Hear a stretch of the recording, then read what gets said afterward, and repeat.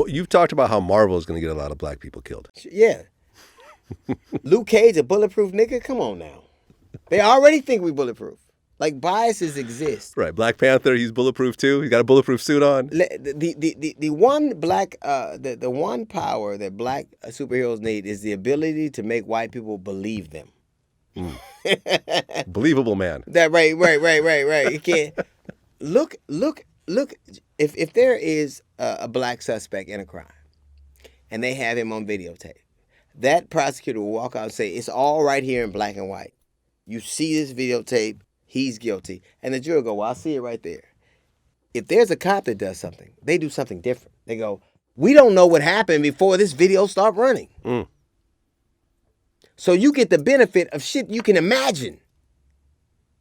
And the most dangerous thing for black people to live is in white people's imaginations. Not the world you are that's in front of you. The most dangerous place for black people to live is white people's imaginations. They imagine something that's worse. A lot worse. A lot worse than what it really is. The real world I can handle. How is it that you can conjure up? You shot a motherfucker in Sacramento, but you talking about Chicago and black on black. How the fuck? That's your imagination. You in Chicago? You in Sacramento? How the fuck that guy? What that got to do with any? Why are we mentioning Chicago when you shot him in Milwaukee, or you shot him in Texas, or you shot him in South Carolina? Right, because you talked about in the book, we talk about black on black crime, but the reality is that people get killed in their neighborhoods, in their vicinities. So if you live in a black neighborhood, you'll probably get shot by a black person. If you live in a trailer home, you'll probably be shot by a white person. Let me ask you something. Ethnic cleansing is what? People of that region killing other people of that region, right? That's what happens. When you kill the people you're around. Now, they might not be the same religion, but they're your people. Right.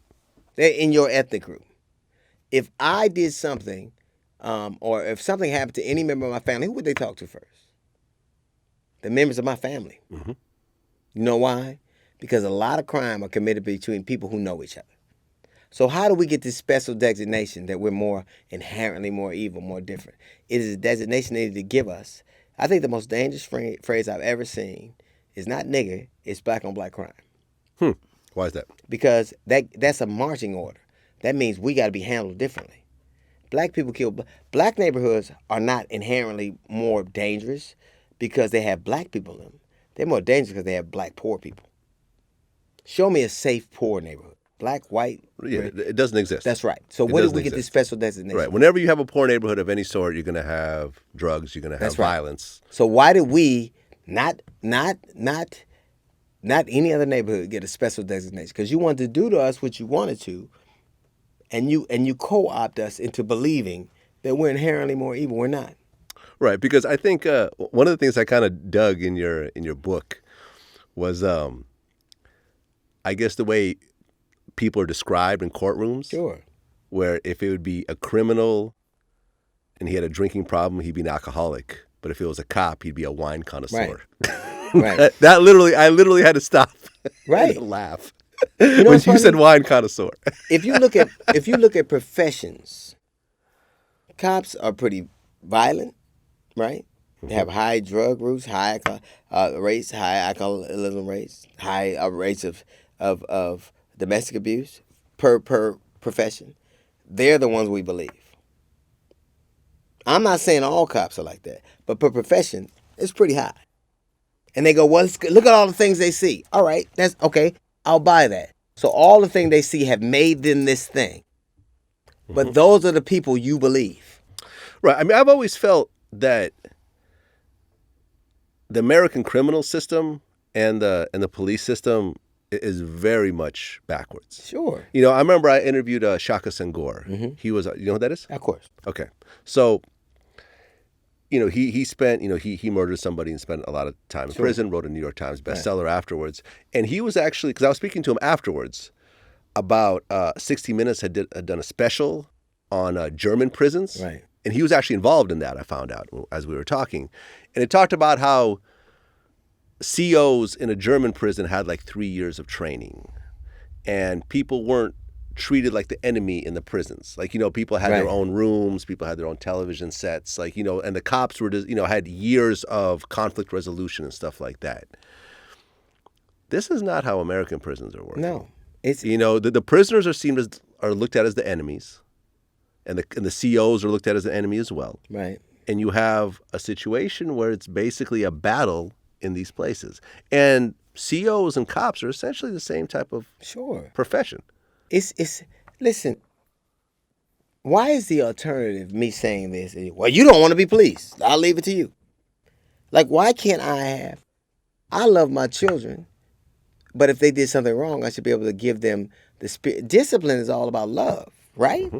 It's supposed to be about love and correction and setting somebody to right. So Right, it's actually not- improving the situation. it actually is. Right. If I would guarantee you, and we did this for the book, what was interesting. There are people who are policemen who are probably not good policemen. They haven't done well. They haven't tested well. They haven't trained well. Case in point, the policeman who murdered Tamir Rice, a 12-year-old boy, in Independence Police 'Cause Department in Ohio. He had a toy gun. The Tim Rice had a toy gun. Yeah. That cop was a policeman in Independence, Ohio. He was such a bad policeman that they said that no amount of training could make him a viable cop. He resigned. Months later, he's on the Cleveland Police Department. He's murdering an unarmed black kid with a toy gun. Just what happened recently in Pittsburgh. The cop that shot Rose in Pittsburgh. January, got fired for being brutal and a liar. Hired. 90 minutes later, after being sworn in, he's killing an unarmed black man. So I believe that white people have an experience with police officers that's different. If you're in a neighborhood that is more affluent, more, singularly athletic, we have this type of people here, your policemen are different. You get the Army Corps of Engineers, people of color get the Marines. Yeah, I never had problems. I grew up in the suburbs, in a white and Asian neighborhood. I didn't really have problems with the police. You wouldn't. I didn't really have problems with the police until I moved to Brooklyn, actually. That's when I started getting thrown against cars and locked up and that type of thing. Yeah. So I understand you're entitled to your... Here's the thing I never understood about society in general.